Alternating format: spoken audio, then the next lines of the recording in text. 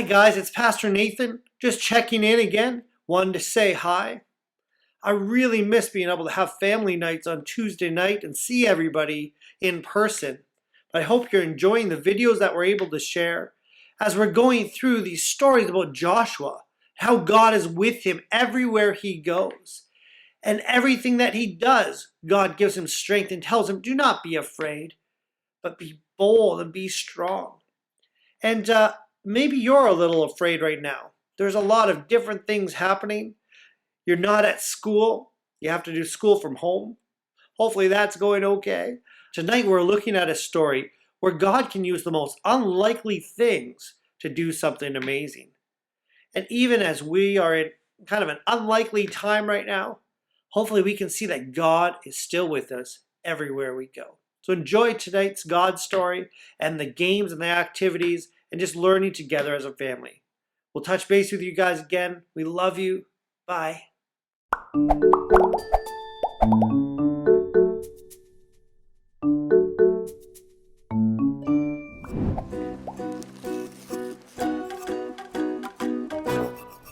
Of all the animals on the planet that rabbits are the most similar to, do you know what it is?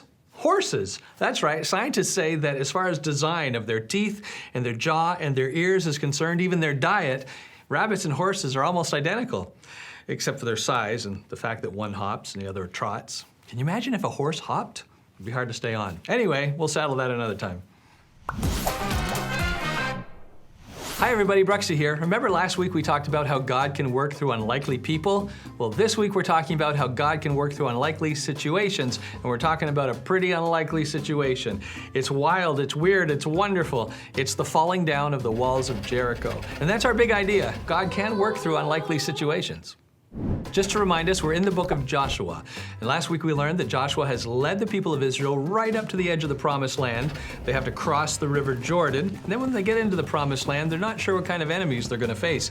Joshua sent a couple of spies and they stayed with someone named Rahab in her house in the city of Jericho. She hid them and she also asked them to bless her. She believed in the God of Israel. And so they said, yes, if you will just leave a red rope hanging out of your window, when we invade the city and take it for God, we will leave your home untouched and your family will be safe. And so now it's time for Joshua to cross the river Jordan and to conquer the city of Jericho. It's an amazing story. So the first thing to be done was to cross the river Jordan. Now this was no little creek in the forest. This was a huge and deep river. And how would the people get across? Well, this was the first unlikely thing that was to happen. God commanded Joshua, have the priests who are carrying the Ark of the Covenant, that's the big box where the 10 Commandments were kept, have them walk right up and even into the river. They won't get swept away, promise. So that's what Joshua commanded the priests to do. Carry the Ark of the Covenant into the river. And when they did, something crazy happened. The water flowing down the river stopped. In fact, it all started to bunch up like a wall on one side. The river stopped flowing, the land was dry, and the children of Israel were able to cross the wide river Jordan. Hey, does that miracle sound familiar to you? Isn't it just like when Israel left Egypt and had to cross the Red Sea and God parted the waters they walked through on dry land? Something similar going on here. I mean, God seems to have fun with water miracles. Then something really interesting happened. Once Israel got on the other side of the Jordan, Joshua saw standing out in the distance near the city of Jericho a man standing by himself with his sword drawn. Joshua was courageous and walked up to him and asked him, are you here to fight on our side or on their side? And in the book of Joshua, chapter 5, we read the man's response. I am not on either side, he replied. I have come as the commander of the Lord's army. Then Joshua fell with his face to the ground. He asked the man, what message does my Lord have for me? The commander of the Lord's army replied, take off your sandals. The place you are standing on is holy ground. So Joshua took them off. Who was this man? No one knows for sure. He may have been an angel, the commander of God's angelic army. Now, it was time for Israel to do battle against the city of Jericho. And how were they going to do it? God said by marching around the city once a day for 6 days. And then on the 7th day, to march around 7 times.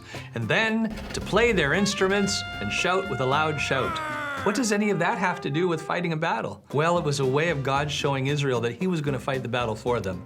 Because at the end of the seventh day, at the end of the seventh time marching around, when they shouted and blew their horns, all of the walls around the city of Jericho crumbled and fell to the ground. Now all Israel had to do was march right in and take over the city. They kept their promise to Rahab, who had a red cord out of her window. They protected her and her family. And as we learned last week, remember then, Rahab became part of Jesus' own family tree. All of this because God works through unlikely situations. God might just have a message for you in the middle of a very hard situation, a really fun situation, a really scary situation. He's with you, and he works through all kinds of situations, even the unlikely ones. Keep your eyes open. Well, I'm Bruxy signing off, saying peace. In today's story, Joshua is near Jericho when he looks up and sees a burning bush, a cloud of smoke, or the commander of the Lord's army.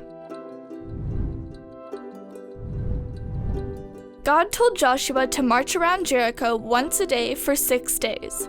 Then, on the seventh day, they were to march around the city this many times: 8, 7, or 6. What other unlikely situations has God worked through? Try to name as many as you can.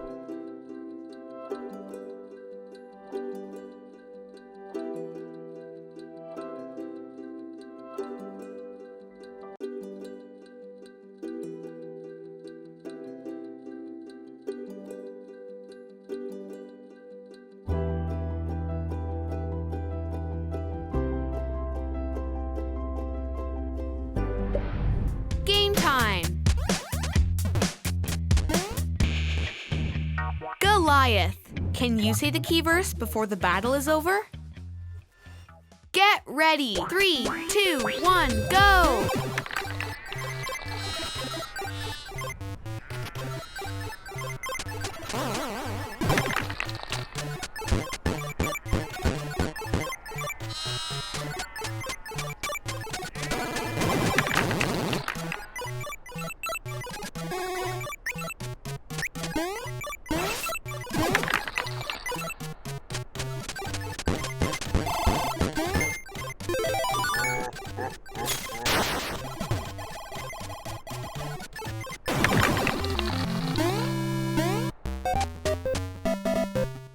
Say it with me. Here is what I am commanding you to do.